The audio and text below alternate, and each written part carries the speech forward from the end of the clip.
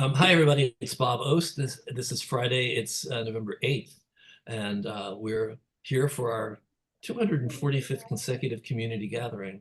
Well, first of all, who are we? We're Theater Resources Unlimited. Those of you who don't know us, we've been around for 32, actually going on 33 years, um, dedicated to um, helping people understand and navigate the business of theater. We are definitely a very arts-driven organization, but we also feel that arts needs to be balanced by business in the real world. And hopefully many of us function in the real world. So we basically teach people how to understand and the business of theater as well as the art of theater. So if that's something that is of interest to you, I hope that you'll come join us as well. You can always be part of the room and be part of this and ask questions, be part of the conversation. Just email me at trunltd@aol.com, and I will invite you every week. If you want to know more about us and specific programs we do, go to truonline.org, truonline.org. We started this as a response to shutdown. Oh my God, how many lifetimes ago was that now? Oh, yesterday, really. So we opened the room because we didn't know what else to do in order to keep ourselves sane and our community engaged. It was very easy for us to go off on our own and shut our doors and pull the covers over our heads, but many of us chose not to do that. We decided to actually commit ourselves to continuing to basically talk about theater and talk about things that matter to us. So we've been doing that for what's it, 4 years now, 4.5. And now we are talking about things other than shutdown. There are things that happened this week that might stimulate conversation among many of us, but we're going to really focus on theater and our love of theater. And I have some guests who are here with me tonight, and I want to bring them in.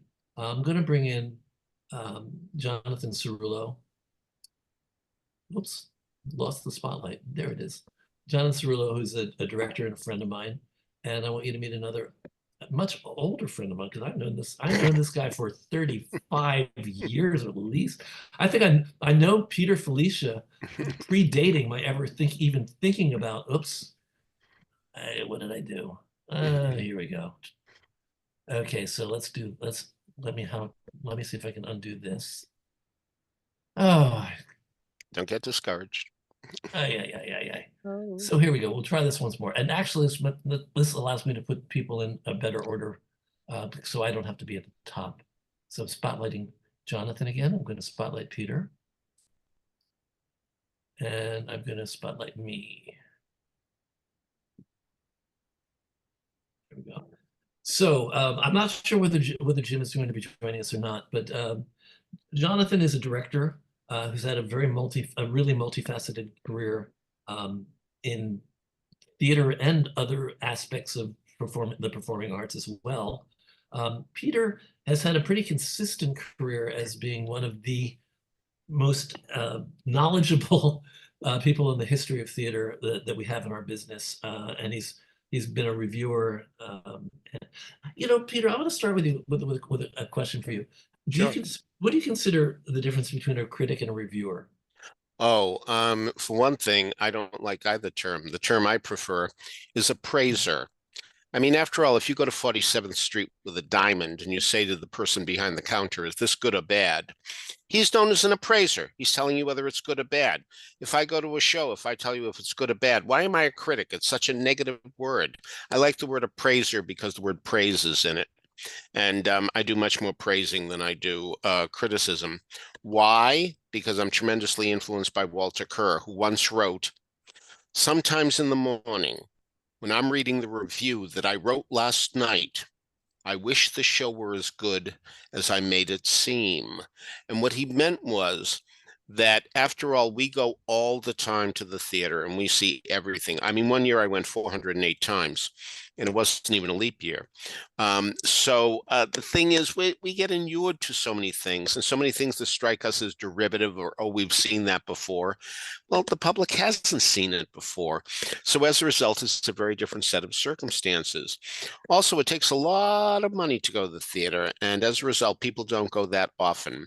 And I truly believe that their standards have to be different from mine because they don't see everything. And so as a result, let's get them in there, even if they go in and seeing junk for a while.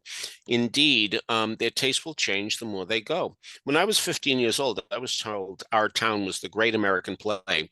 I started reading it. I thought it was terrible. 7 years later, I read it, and my God, what a rewrite he must have done on that show, because it was so good now. So the point is, your taste change the more you get to know. The other thing, too, is we have to remember is the theater reviews are obsolete the second they are written. Let me give an example. In New Jersey, where I was reviewing for a long time, there was a theater company that was just starting out. And they said, would you please come? I know we're over a tavern. We're on the second floor. We're not a big organization. And the point is, you got to review these people so they can get clippings, so they can get grants. So I said, of course. Would you come next Thursday? Absolutely. On Thursday, they called me and said, listen, could you come like tomorrow night? And I said, how about if I come Saturday? Oh, great. Yeah. We'll be ready by then. No, they weren't. But I could tell they were getting there. And I reviewed the show that I knew I would see on Sunday afternoon. Because after all, theater reviews are obsolete the second they're written. Movies, frozen. TV shows, frozen. I mean, there's no wiggle room there at all. But if you tell actors that they're good, they get better. If you tell the audience that they're going to have a good time, they come in with a positive attitude. Well, that was an encyclopedia of wisdom. So my goodness, Peter.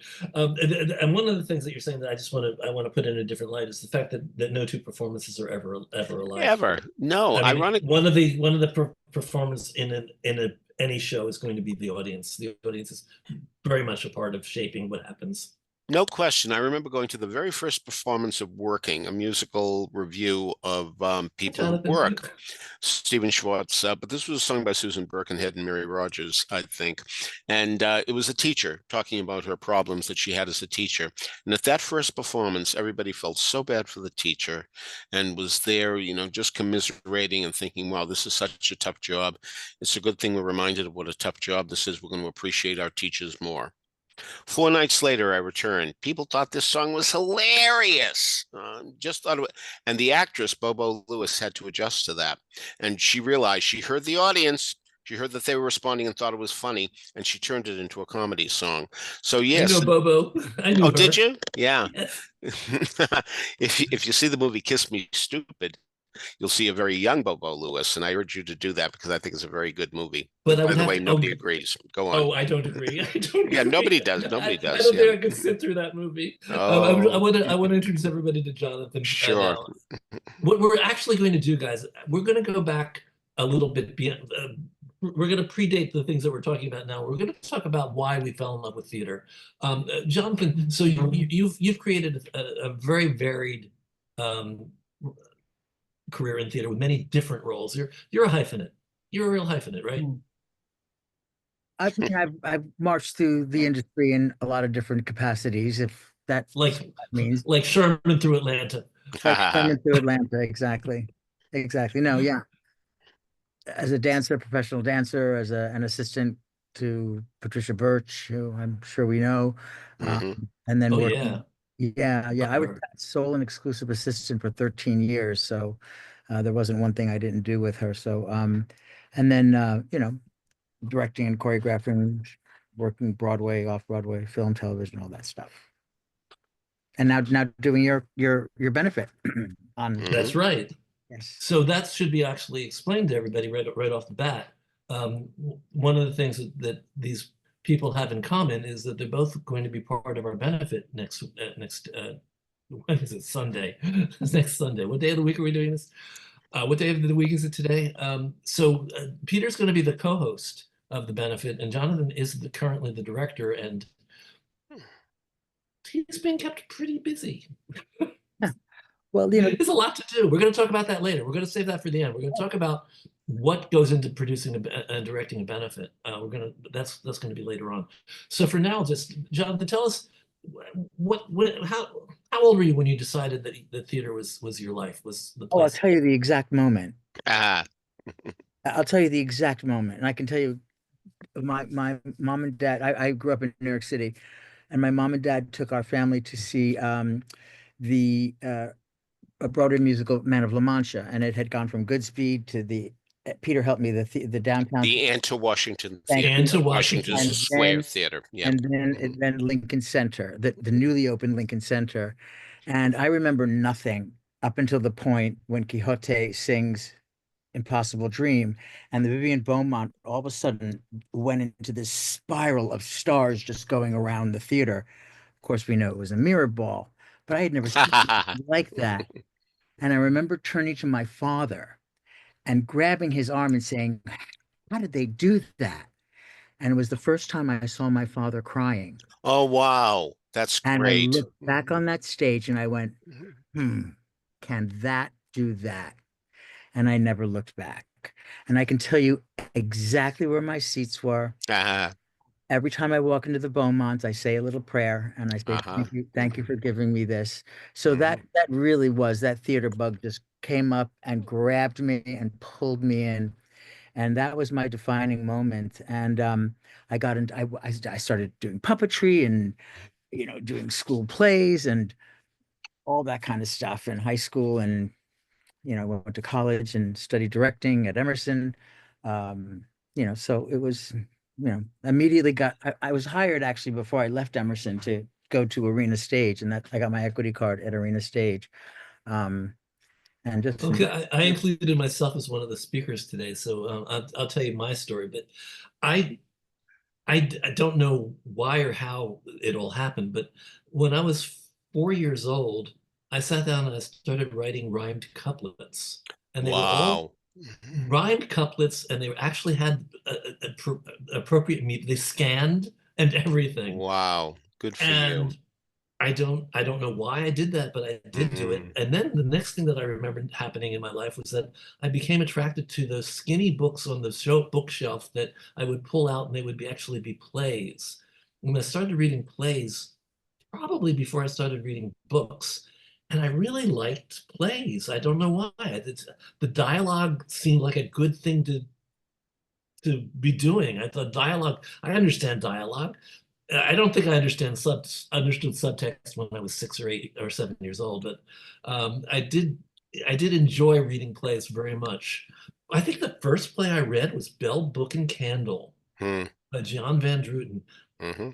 I think one of the things that helped was that's about witchcraft and magic, so that may have attracted me as a 6-year-old Sure. or a Sure. 7-year-old. Then the other thing that was sort of part of all this was my mother had this odd habit of sitting down in our sunroom in the front of our house with me and my brother and reading Shakespeare with us. Wow. Now wow. you would think that would give me a love of Shakespeare. It didn't, but it gave Oh. me a love of theater. Uh-huh. Um, and I remember, and the thing, her choices were odd too. It was Midsummer Night's Dream once, and then Macbeth once. Why in heaven's name was a Mm. 6-year-old reading Macbeth? I have no Mhm. idea. Mm. And my mother wondered why I became interested in theater. I don't, Wow. not too hard to figure this out, right? I have, So, and then the next thing that I remember, because I don't remember this continuously, I just remember moments. The next thing I remember was out of nowhere, we lived with my grandparents. Out of nowhere, my grandfather said, we're going to go see a show. And I said, what's a show? I had no idea what the show Mhm. was. Mhm. We lived in Philadelphia. I was born and raised in Philadelphia. And there's something called St. John Terrell's Lambertville Oh, Music yeah, yeah, yeah. Theater. Sure. Remember Yeah. that? Yeah. Right. Well, I never was there, but I know about it. It's right near the river, across from Bucks County Playhouse. Yeah. For Hmm. some reason or other, my grandfather got it in his head to take the whole family to see Carousel. Uh-huh. And so that was my first show. I think I was 8, and that Mm. was it. That was it. At that point, it was like theater had to be part of my life, if not my life. So those are my it's little stories. interesting. Peter, how about you? My story is much too sad to be told. Oh. No, because I made my father cry too, but for very different reasons. Because I was interested in this. No, I'm the quintessential baby boomer. I was literally born 6 months after World War II ended. Dad came home; they wanted a baby, and really, I'm the very first month of baby boomers. There I was. So as a result, in 1954, when Elvis Presley broke, I became a rock and roll kid. I just loved rock music. Now I look at Elvis Presley songs and I think differently of them. I mean, All Shook Up, She Touched My Hand, and what a chill I got. Her lips are like a volcano that's hot. I'm proud to say that she's my buttercup. That's what you call a girl who's got lips like a hot volcano. Believe me, when I was growing up, we had a very different name for such a girl in our neighborhood. So, the Purple People Eater I thought was hilarious. And also The Witch Doctor with its immortal lyrics, ooh ee, Ooey, ooh, ooh la, ah la. ah, ting tang, Bang, walla walla wah, bing wah, bang, bing, bang. ooh ee, ooh ah, ting tang, walla walla bang bang. So these were great songs to me. And I begged my parents when I was 14 years old if they would buy me a tape recorder because 45 RPM records were 89 cents and they were going up to 98 cents. And I thought I could tape songs from the radio. And they said, okay. They were very generous to me. They really were. A million problems otherwise, but they were very generous. And they bought me a tape recorder and 3 rolls of tape. And had they bought me 2, this story might be very different because they had friends that they used to go play cards. It was a cheap way to entertain themselves, no money involved. And the people they went to see had a teenage son. And he had a lot of records, and I asked if I could tape them. And he said, yeah, I could, but they filled 2 rolls of tape and they were still playing cards. So I went to the parents' records, and the first thing I saw was the soundtrack album to Gigi. I didn't know what it was, but I did know that that movie had played 2 years in downtown Boston. I lived in suburban Boston. And so it must have something. So I put it on, and the overture was the most impressive sounding music I had ever heard in my life. The second song is Thank Heavens for Little Girl, which I had heard because in those days we had variety shows on TV, and that was often sung. But it was the third song that really grabbed me. It's a Bore, in which Louis Jourdan, a young man, had an old way of looking at life, while Maurice Chevalier, an old man, had a young way of looking at life. And one is trying to convince the other about how wonderful life is. Look at the Eiffel Tower. How many stories? 18. How many tomorrow? 18. How many the next day? 18. It's a Bore. I thought this was much funnier than the Purple People Eater. So when I was done with that, I pulled out their album of South Pacific, the soundtrack album again, because I recognized Missy Gaynor and Rosanna Brazzi from the logo at the Saxon Theatre in downtown Boston. It was there for 2 years. It must have something. I put it on. And believe me, hearing Bloody Mary is the Girl I Love Now Ain't That Too Damn Bad was really shocking to me. We never had damn on any records at that point. So I'm really into this. So then I pull out My Fair Lady, which I didn't know anything about the movie, but the thing was that it was a famous title. So many TV variety shows would say, here comes a song from My Fair Lady, On the Street Where You Live, I Could Have Danced All Night, I've Grown Accustomed to Her Face. So I knew the title. So I put it on and I thought this one was the greatest of them all. This was so, Henry Higgins was hilarious to me. One man in a million may shout a bit. Now and then there's one with slight defects. I mean, come on, this is hilarious. So I played it over and over and over again on my tape recorder. And my mother said, well, we go to New York every summer. Why don't you go see My Fair Lady this summer? And I said, great, terrific. So I was really looking forward to seeing this movie. Now, those of you who have been paying attention and know your history will say, wait a minute, wait, you said 1960, so the summer would be 61.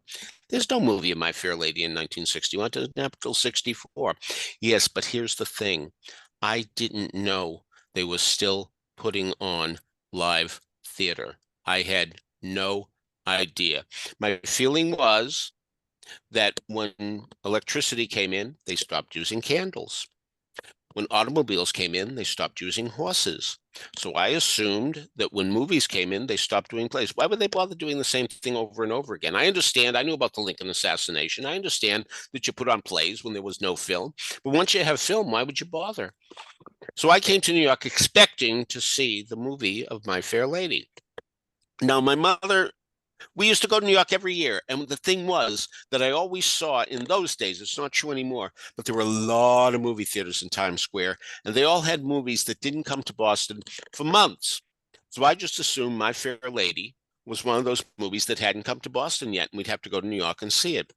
So my mother knew nothing about buying theater tickets. She didn't go to the box office. We were in the Hotel Victoria, God rest its soul, and she went to the downstairs ticket broker down there.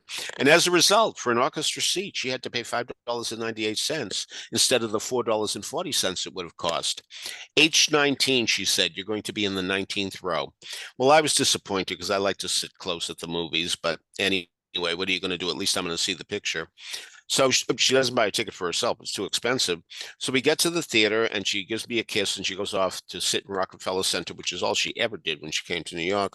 And Michael Allenson and Margot Moser in My Fair Lady. Now, wait a minute. The album I listened to said Rex Harrison and Julie Andrews in My Fair Lady. What's going? Oh, I get it. I get it.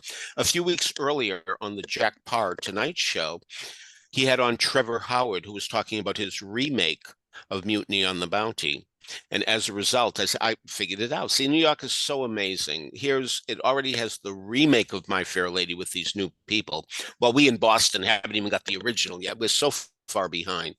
I expected to sit in a certain seat because in those days we had movies called Cinerama, and you had to sit in a seat there. We went once, I remember, in Boston, and so I knew that you'd have to sit in a seat. But when I went in, the usher didn't put me in the 19th row. She took me down to the 8th row. And I thought, oh, this is good. You know, she's making a mistake, but I'm going to keep quiet because I love to sit close at the movies. So suddenly I'm hearing strange sounds coming from under where the curtain is. And I open up the cute little booklet they give me, which says understudies do not perform unless. I'm thinking, wait a minute, they're going to be real people up there? And I turn to the person next to me who was the quintessential matinee lady. It's Wednesday afternoon. And I'm telling you, she still had her veil on. And I'm about to ask, are there going to be real people up there? And I thought, shut up. She's going to think you're a moron. Wait, it's going to be 2 o'clock and, you'll know then. And then there was a power failure. And I thought, oh, no, I'll never know. They're going to give us some money back. And I'm never going to know because I'm not going to have the nerve to ask anybody. Well, of course, it wasn't a power failure. It was the house lights dimming, but I was confused. And a lot of young people said, wait, when you go to the movies, the lights are up. Yes, but in those days, movies were continuous. And a lot of people actually used to walk in the movies in the middle of a picture and wait and see it again. And, oh, here's where we came in. And so I was astonished when I heard bump, bump, bump, bump, and the curtain went up. But there was something I now known as a scrim. And there were all flowers around the edge of the scrim and an empty white space. And I thought, oh, that's the screen. Yeah, it's bigger than what we get in Boston, but that's New York.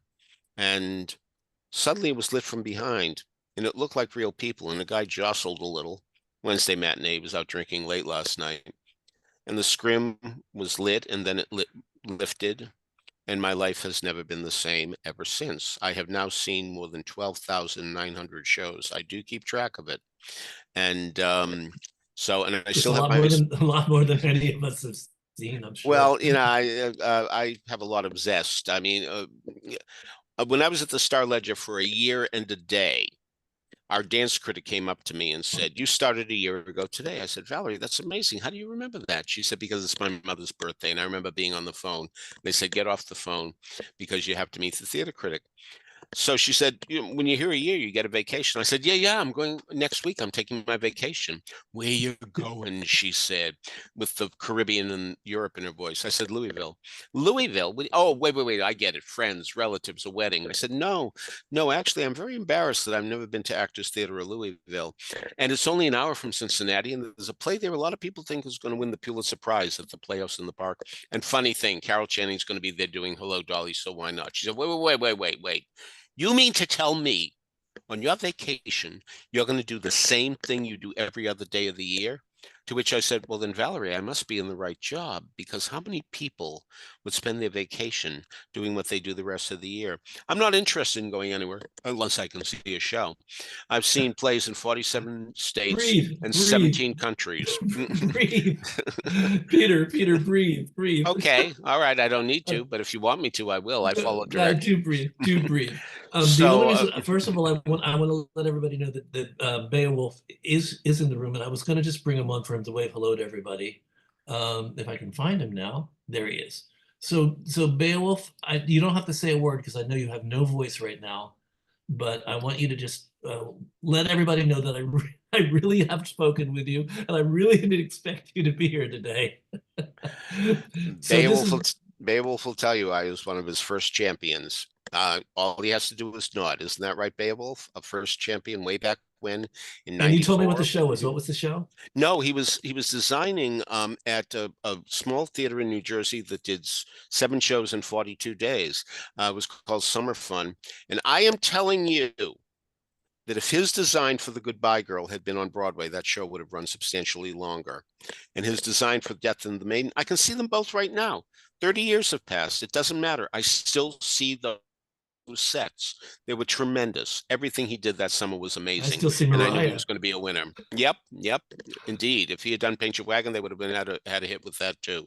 So it really was very impressive to see him in his early days. And of course, he's certainly made good time and time and time again on his promise.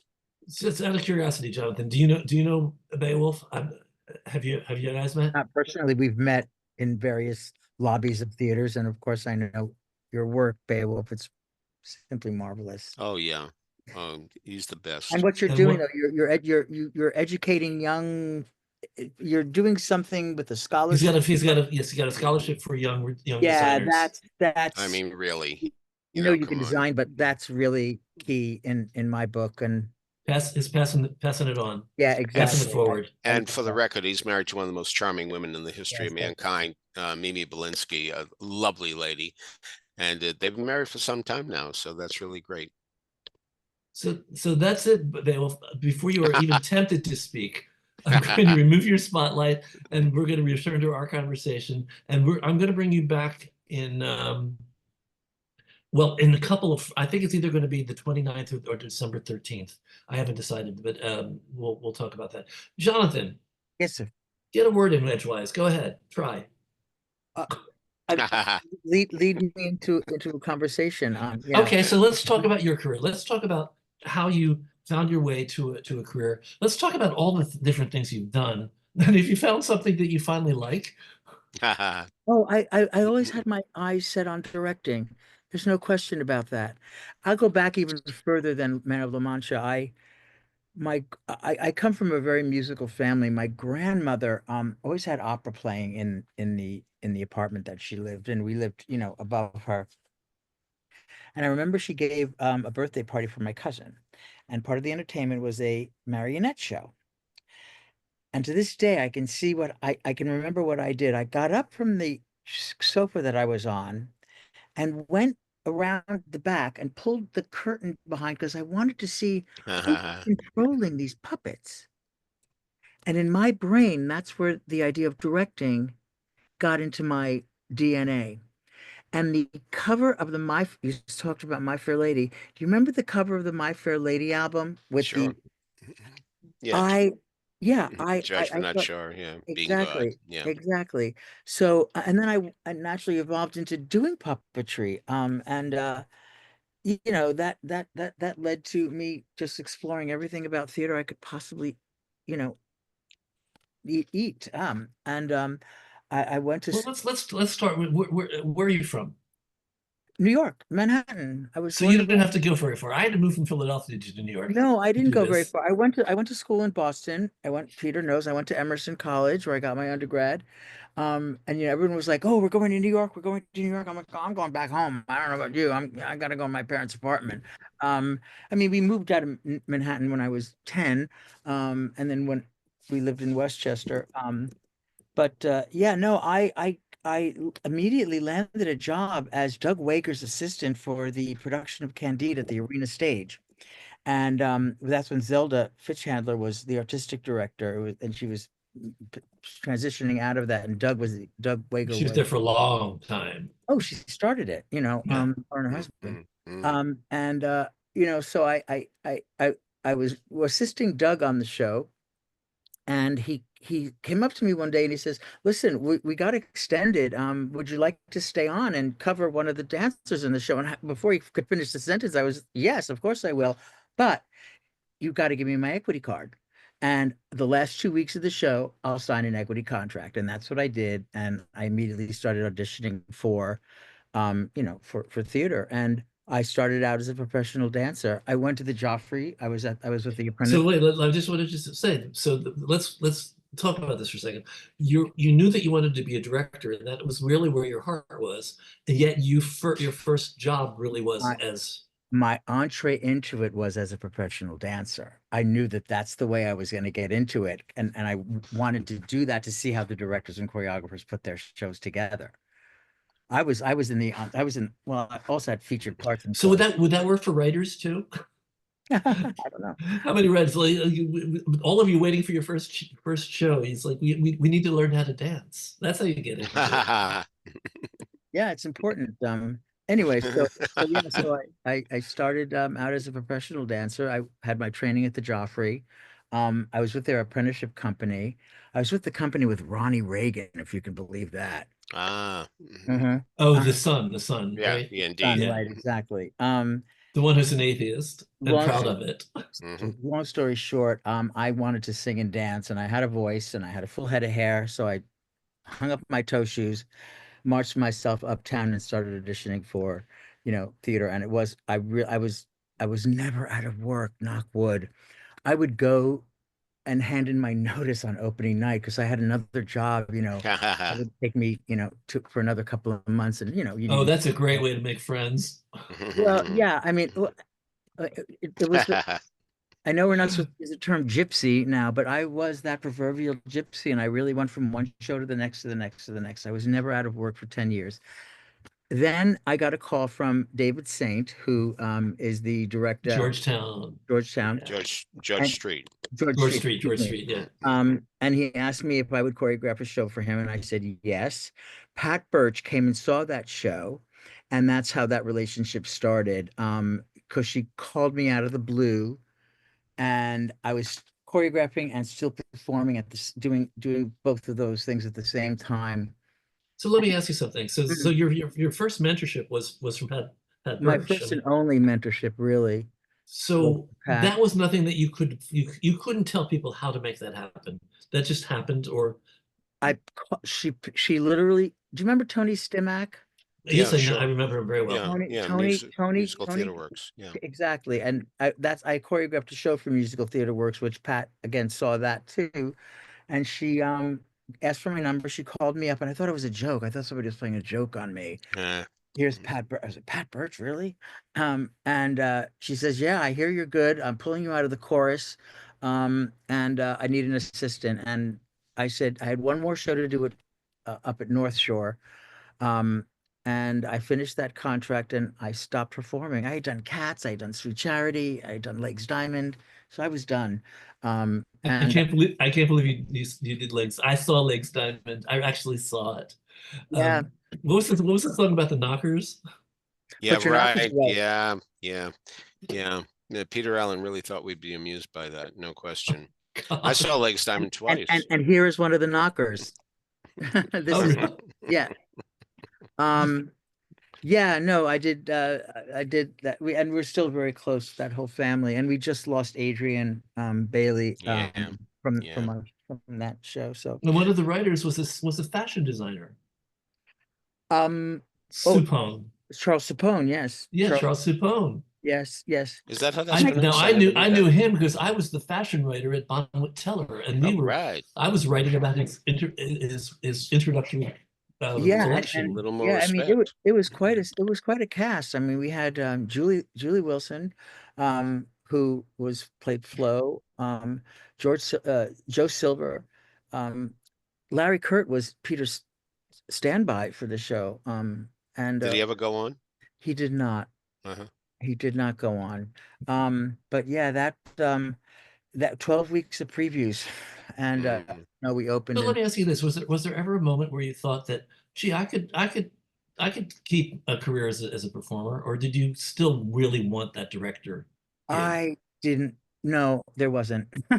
After when Pat called, I knew that was my entree to move into directing, and that's really I really stopped and didn't look back. Honestly, I didn't. So those of you who are listening out there, this is a man who never stopped working, who was constantly being cast and couldn't wait to stop doing it and become a director. Now I've just made about 300 people, or maybe 3,000 people who want to kill you. But all right. Yeah. So that's it. So that was it for you. You Pat Birch is the one who really was the pivot for you. Oh, no question. I just saw her the other day. She just celebrated her 95th I birthday. know, yeah. So we said we had a big birthday party for her. Oh, She's that's nice. Yeah, and I tell Pat every time I walk into a room, you're right here, Pat. You're right on my shoulder, and I Mm. and I see her in me like there's no tomorrow. Let me ask And you this then. really, really, What is it about Pat Birch's work that you admired, and what did you learn from her? I learned structure. I learned logic in books, Mm. in the libretto. She Mm. says you can play all you want, you can experiment all you want, but you got to make it logical. You got to have 1 + 1 = 2. It's Hmm. got to have some flow that the audience can go, ah, okay, I understand where the story is going.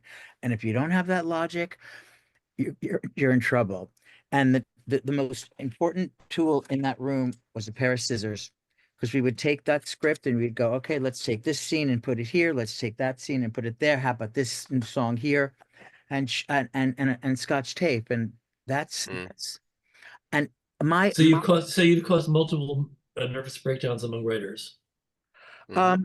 there were a few notebooks that flew across the room, I'll say that. But I have to say, honestly, her her her sense of structure in a musical was solid. She liked to experiment, she loved to play, and I love that sort of that approach to the work.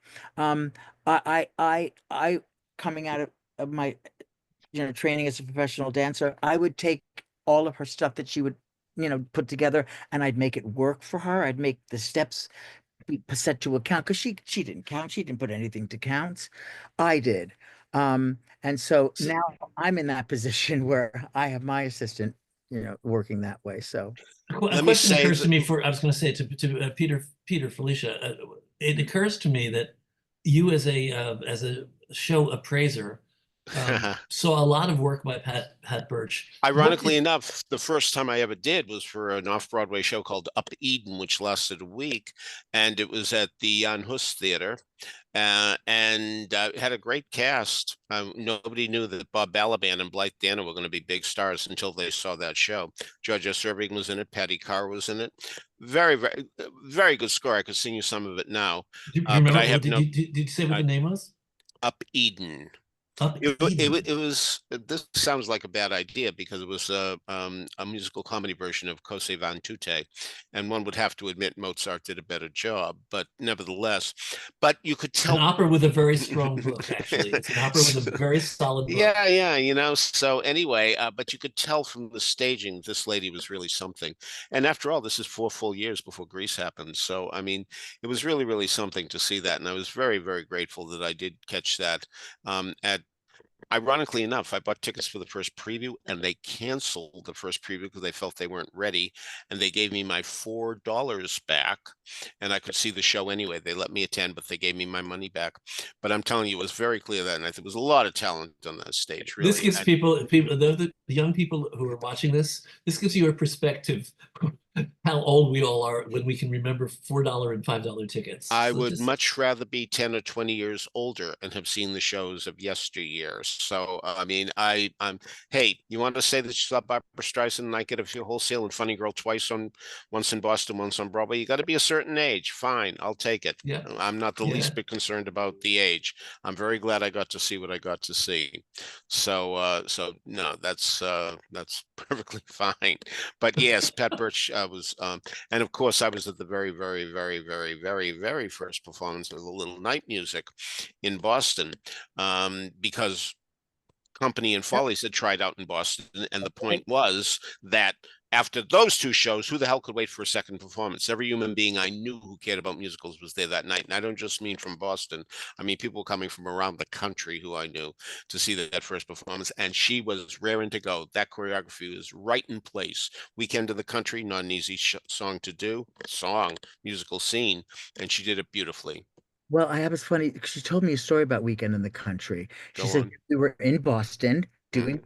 and the first night that one of the first nights that they did the show, Weekend got a huge round of applause. Next Sure night, did. nothing. Yeah, nothing. Next night, I was at nothing. the first round of applause. Al I remember Al that well. turns to her and says, "You got to fix this. What's happened? Why did we get that?" And Pat, she said, if I staged it once, I staged it 600 times." And she says, "You know what it was? It was when we brought the curtain in." And when it landed, she said that was we had the curtain cue in the wrong place.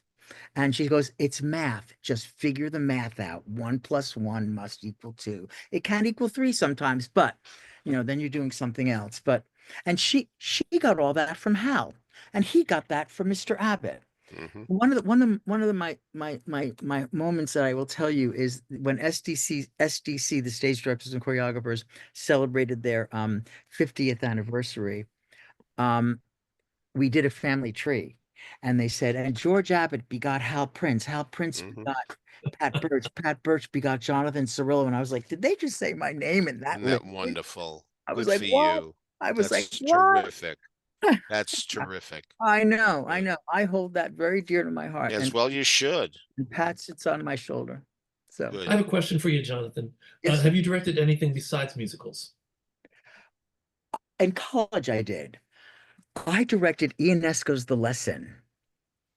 And Ionesco was speaking at MIT.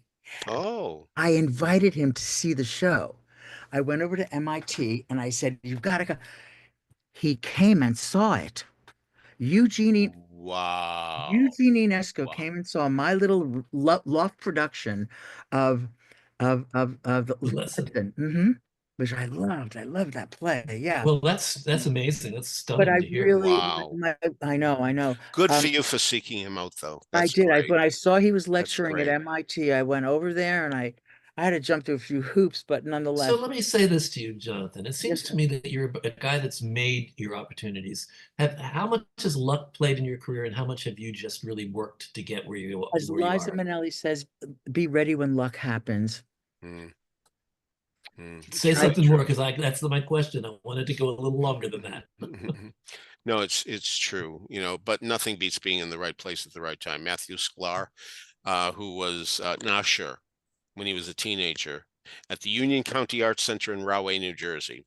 They said, "Matt, you have to work Saturday night." "Oh, I can't. It's my birthday. My parents made reservations at a restaurant." "Matt, you're the low man on the totem pole." "Look, I'd love to because Marvin Hamlish is coming and I love Marvin Hamlish, but I can't do it." "Matt, do it or you're fired." "Well, will you let my parents come to the show?" "Yeah, sure." "Okay, fine. You happy now?"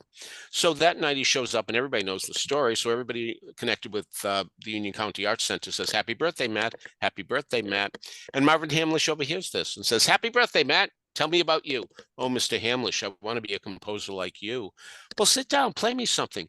"Wow, that's terrific." That night he interrupted his show. He stopped playing and stood up and said, "Listen, everybody, there's a tune going through my head. A kid play Matthew, come on up here and play the song." I mean, what a great thrill for the parents to see Marvin Hamlish. Marvin Hamlish wrote the kid college recommendations. I dare say he got into every school he wanted to. Now, that was October 7th. If Matthew was born October 6th, if Marvin Hamlish came October 8th, none of this would have happened. But nothing beats the right place at the right time. Yeah.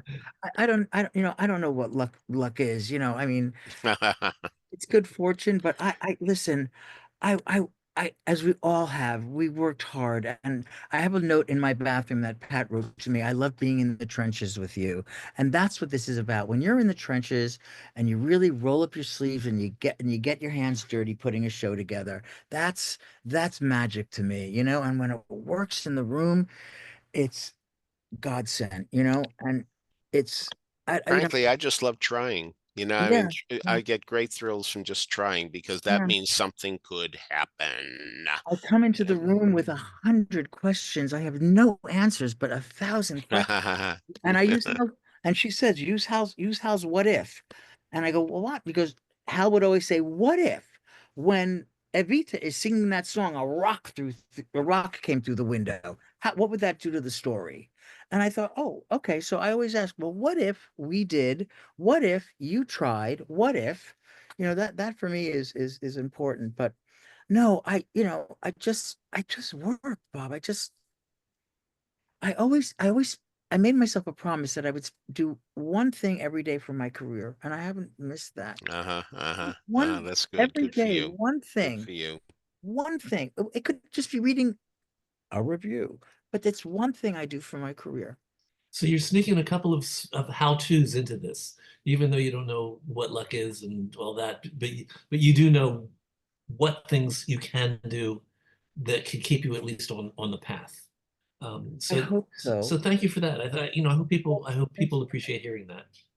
Thank you. Um, so you had talked to me earlier about you doubt that most directors know what goes into producing and creating a benefit. Do you want to talk a little bit Uh, about It's a putting together the completely different benefit? animal. You have a very short window of opportunity to put something together, and you're doing it as a benefit. And so you've got to keep that in mind. People, even though you're given perhaps a stipend or travel expenses, it's not a salary. It's not, it is coming out of somebody's pocket. So you always have to bend your thoughts and your requests and your asks with that in mind. We're going through that right now with putting our opening number together. If it was one email, I think there's probably 27 emails of Oh, at least. how we're going to work that to work out these details. But And you've yet got, when the audience comes to the benefit and sits there and watches everything, it's like it's also effortless. and that's the way it should be, as we know. Yeah. They don't, but although your audience is educated and they do know what goes into making this. um but as far as the director or a writer is concerned, when you're looking at something like this, you've got to scope this to the resources that you're being given. You're not given a set designer, you don't have a lighting designer, you don't have you go in the day of, you tech the show for maybe a few hours, and then you shove it out on stage and hope for the best. But you got to prepare. That's why the first thing I said to you is, Bob, I write a script. I have page one, lights down, and we work through that. I don't know how other directors work when they're doing events, but that's what I do. And all the lyrics are there so that the sound person knows what songs are being sung, um, the cues for walk-on music, video. You have to put that script together, and as a director, that's your responsibility. Unless you're working with a writer, then you collaborate on that. But it's a different animal because it has its own set of rules and circumstances, unlike a union job. The other thing that I always do is I make it a point to know what my benefit is about. I don't just jump in and let's what are we saying by honoring these people? And so one of the things you had working with you was I told you knew what I wanted to say in this benefit. It was I clear. I hope that was helpful. Oh, it has to. You have to Yeah. have that. Otherwise, what are you Yeah. doing? You're doing a variety show, which is wonderful in its own sense. Mhm. You have to have a theme for your evening, and that's what you had. You had a theme. When I worked with I did the Amos benefit where we just honored Pat and Len Cariou. um the objective was to honor their careers, but just that was clearly what the objective was. So we did a whole retrospect of each of their careers, act one and act two. Len was up first and Pat was second, and then the crossover was Little Night Music, where Len played, was it Carl Magnus? Is that who he, no, Yes, the Carl lawyer. Magnus. No, no, no. No, he Oh, was no, the no. Len lawyer. Everyone. Cariou, but Frederick. Frederick. Yeah. Yeah. Um, yeah, yeah. So, and that song was Pat's idea. Now, because he's an attorney, a lawyer, and they were struggling with what to give him. He says, well, don't they do briefs and don't they go part A, part B, part C? So that was Pat's idea of sort of the format of Well, that's now impressive. soon Worked later. very well. I know. I loved it. So I'm gonna just turn I to don't the know if room. that helps any. First of all, I would love it if everybody in the room would, or as many people as possible, would have your cameras on, because one of the things that I like to do in this format is be able to actually see you. And I'd also like to know if anybody wants to make a comment or a question or about anything that we've touched on. We're talking about everything. There's no limit. So just ask us questions, and what do you want to talk about? What do you want us to talk about? Tori. Gentlemen, this has been absolutely fascinating. Listening to these stories, they're so inspiring, and they tickled my funny bone and my musical theater bone. That sounds weird. I'm never going to say that phrase again. Anyway, my question to you is, what is the future of musical theater? Oh. Where do you see it going? And Wow. I mean, I have my own theories Wow. and thoughts on this, but I really am I'm going to venture to curious. guess that Peter will have a word or two to say about this, And here's the word. and then we'll go to Jonathan. Well, I do believe Sondheim was right when he said it's over and it's never coming back. The thing is that too many people have gone to concerts, and that's been their main form of entertainment. And now that they're old enough and affluent enough to come to the theater, they bring a concert mentality into it. They cheer as the lights go down, as they do in the concerts. They go woo-woo quite a bit, which they do in concerts. They're used to giving standing ovations, all that type of thing. So every show has become a glorified concert. Some are more glorious than others, God knows. But nevertheless, and the other part is that people want to hear the songs that they know. And that's why the jukebox musical is not going to go away. Though, frankly, I have to say that I sometimes think, did people complain about jukebox musicals when Hollywood was doing it? Think of all the musicals that were yeah. done. I mean, not just Singing in the Rain, but there were biographies of even people, songwriters as obscure as Gus Kahn. I'll See You in My Dreams. You're pardoned if you've never heard either one of those two, but that movie was made, and there were a lot of biopics with pictures with songs from various people, and I don't think anybody complained, and those pictures did very well. So as a result, this is what's going to happen. We're going to see more and more and more of this. Maybe just like 100 years ago, the princess shows were considered great fun but silly. Maybe by 2043, the 100th anniversary of Oklahoma, somebody will say musical theater should grow up, and we may get a renaissance then. I won't live to see it, but nevertheless, for the foreseeable future, I think it's going to look pretty much like it looks now. Yeah. Jonathan, you have an answer. Yeah, I mean, you were asking me if I've done anything other than musicals, and I've done one or two plays, but I've really done mostly musicals, and I've done new musicals. I've done one revival, which was The Boys from Syracuse, which was a wonderful production we did on Theatre Row. But I've done mostly new musicals, and it is so challenging.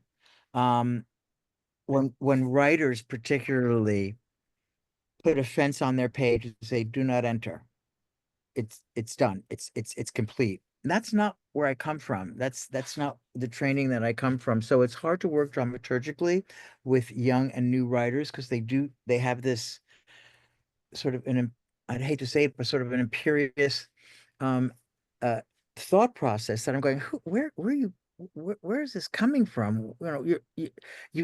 You know that your play needs to be, it's not written, but it's always rewritten. And it's just challenging that I'm facing with the work that I'm engaged in. And this comes from, this is they're coming from my attorney, who's setting me up with writers. So I have to be careful, in terms of this. So Imperious is exactly right. And the other thing is that so many pop artists who come to Broadway are going to teach us a thing or two about how it's done.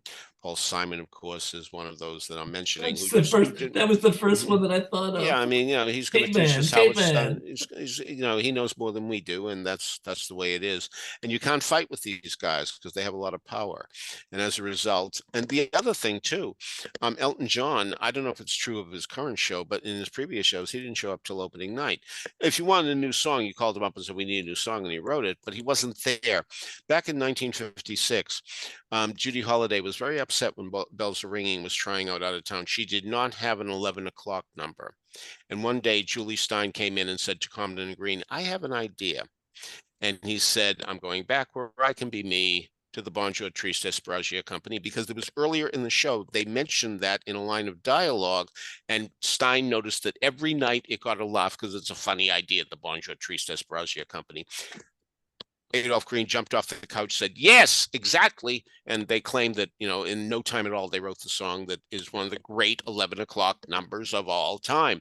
But the point is, he was there every night hearing the show. And as a result, he was able to come up with a good suggestion. You can't come up with a good suggestion if you're not there every night. And Elton John, I don't know about Tammy Faye, but Elton John simply has not been on the scene because he's too busy doing other things. So it's sort of a stepchild to him compared to other things that he does. And I would say that to his face, and he might rebut it. But where are you during rehearsals? Where are you during the tryout? Where are you if you're touring, you're making money? I get it. I do. I understand. But don't let us believe that this is your first priority when it certainly isn't your first priority. So that's a big problem too. But they come with so much power.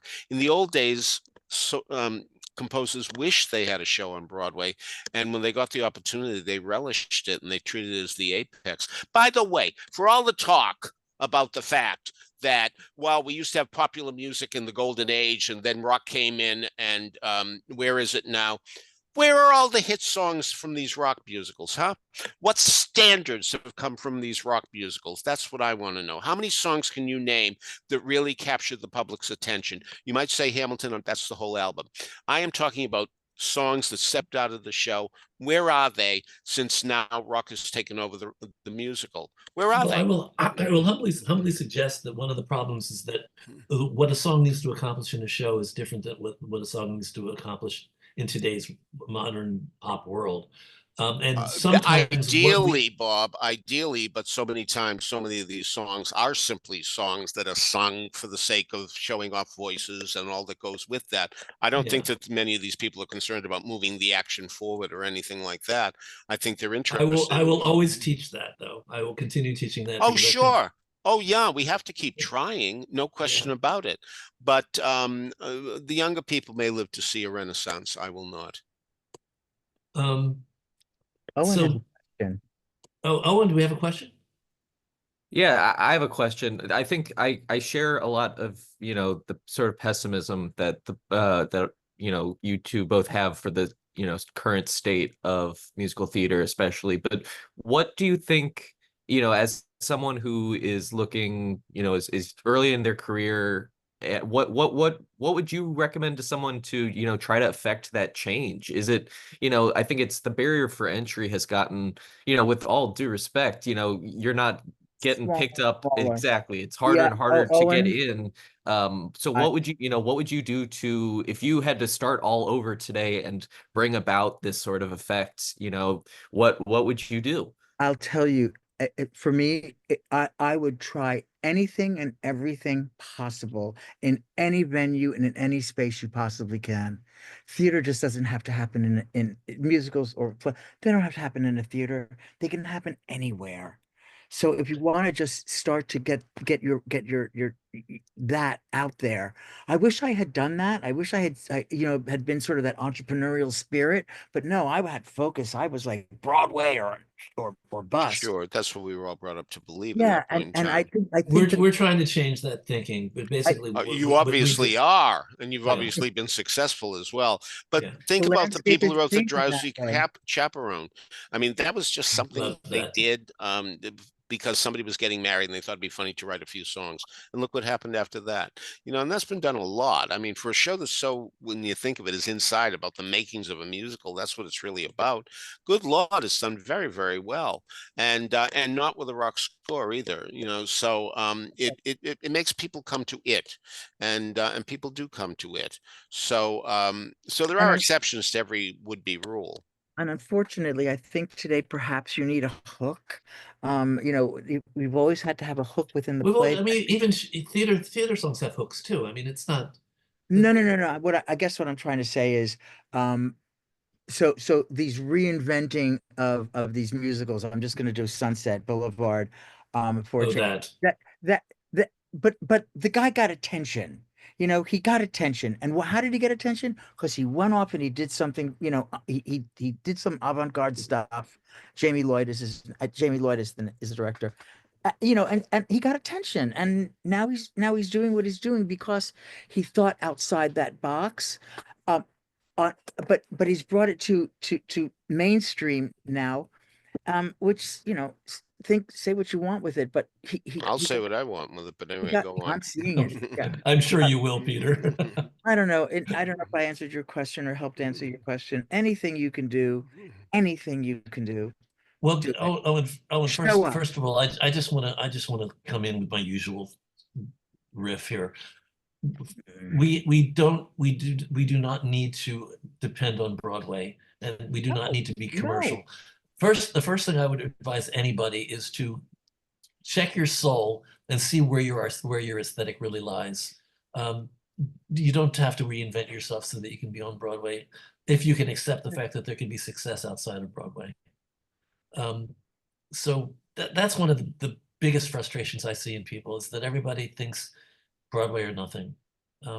Yeah, I was that way too. I mean, I always my goal was always to have a show on Broadway. And, you know, I mean, it still is. I can't pretend it's not. I think but Broadway is only 7 blocks, you know, let's just do that. This is a big world. It's a big world. It really is. And, you know, I'm actually looking to get out of New York and to put myself down in a regional theater. Oh, you'll never leave that apartment. Anyway, You Michael, love that apartment. I know you do. And I am telling you, I am not going. Yeah, really. Michael DiGaetano, you have a hand up. I have a question. I have been planning in the spring to have 29-hour workshops, or whatever you want to call them, for 2 of my musicals. Good. Recently I had a very interesting conversation with a producer of cast albums. Mhm. He said, you know, so many people spend $20,000 on workshops, AEA workshops, and if you don't get like Nathan Lane and Ethan Slater and Kerry Wow. Butler to come do your reading, nobody's going to come. So he said, maybe you might want to instead spend money and produce some great songs in a recording session, trying to use those kind of people just for a couple of hours in a recording studio, and not a 29-hour thing, which nobody may show up. So I'm just curious about your thoughts about that. Nobody may show up, and of course there is value to having a concrete, well, not concrete, but you know what I mean, disc to help you. Tommy Toon says that the score to 9 was left outside his apartment door, and he listened and thought it was great. Leslie Brickers told me that's what happened with Frank Wildhorn's music, that he loved what he heard from Jekyll and Hyde. Whatever you think of these shows is another story, but nevertheless, that's how it happened, you know, so that's a good possibility as far as that's concerned.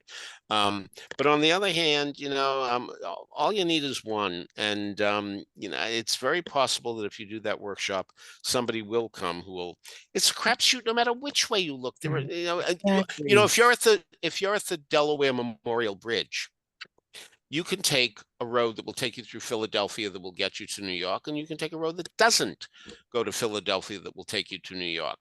There's a split in the road, your choice. You can go whichever way you want. but you will get to New York on that road.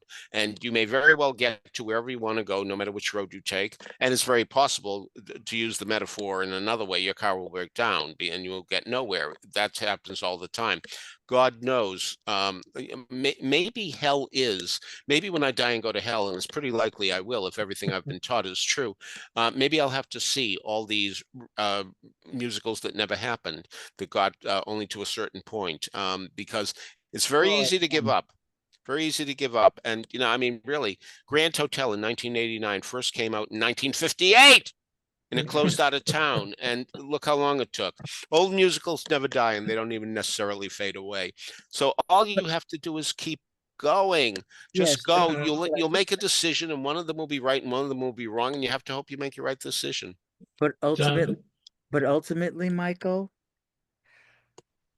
we are in theater. It must be seen and heard, and so you can make your cast album, your cast recording, you could put it on Spotify, whatever it is. But ultimately, if you're writing a musical, it's going to be seen and heard, period. So you do that when you said a workshop for 20,000, I don't know, that's it's a different definition. Just so you know, Michael, a workshop has a specific meaning in equity language. And in equity language, a workshop costs $250,000 to $600,000. Easily. And I don't speak equity. A reading is I know you don't. a reading is the lowest. That's why I'm here to translate. Right. A reading is your lowest common denominator that you're not going to spend a lot of money on, but somebody will have to, because I don't think anybody should work for free. I'm sorry. No. I really don't. Even if it's travel reimbursement, you're getting something for it. But my feeling is everybody needs to have some compensation for something. Yeah, because I'm doing my play this weekend, reading, and I'm paying my actors. There's 10 of them, but I'm going to give them money bless you for that. Yeah. Yeah. Great, wonderful that you're doing that. But ultimately, you want to be seen and heard. The play wants to be seen and heard. So, and also what you're doing, Michael, is traditionally called a pizza read, and very often that's all people got for doing table reads was pizzas and soda. I mean, it's whatever in your heart. I know, Jonathan, you want people to get paid more. No, I not paid more. I just will get paid, period. You know, but I have to say this too. You know, the concept for readings have changed drastically. Readings, and I will always say this to an author when I'm working with them, a reading is designed for you to hear your material read out loud by actors, period, full stop. It's not to get backers in there. It's not to get a producer in there. If they walk through the door, mazel tov.